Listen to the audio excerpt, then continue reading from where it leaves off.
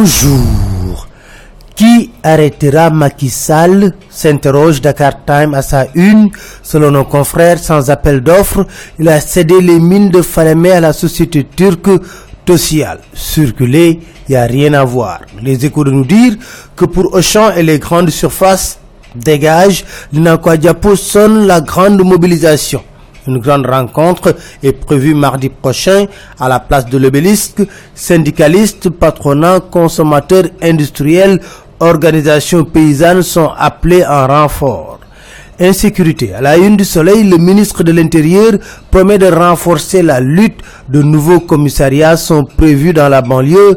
Déjà, note Vox Populi, la police a démantelé une bande de 15 malfrats, les agresseurs qui opéraient sur l'axe autoroute Seydina Limamoulaye Yarah. Mais au même moment, Ousmane Diouf de Andeguessem se faisait poignarder à Kermessar, raconte Vox Populi. Le chargé de l'administration de l'Alliance syndicale de la santé et de l'action sociale a échappé de peu à la mort. Atteint à l'abdomen, il est hospitalisé dans un état stationnaire.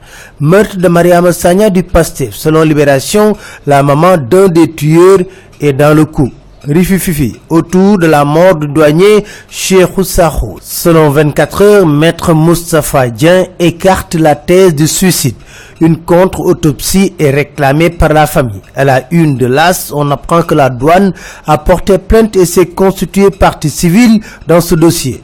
Peut-être que le parquet va communiquer, sauf qu'enquête nous dit le parquet est à l'heure politique. Il semble accorder plus d'importance à certains justiciables qu'à d'autres. On a entendu le parquet que sur les cas Aïda Diong, Fatou Makhtar Ndiaye, Khalifa Sall, Mariama Sagna, etc. Quand même, Maître Assane Diomba Ndiaye pense qu'il faut encourager cette communication, mais il faut se limiter strictement aux faits, ne pas faire de commentaires.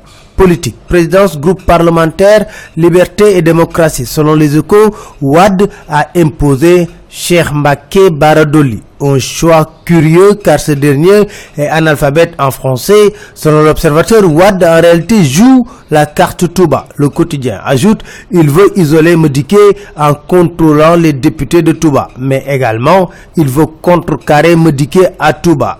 Code des communications électroniques, ça sent la censure d'Internet, écrit Walfadjri. Il y a une menace réelle sur la transparence des élections.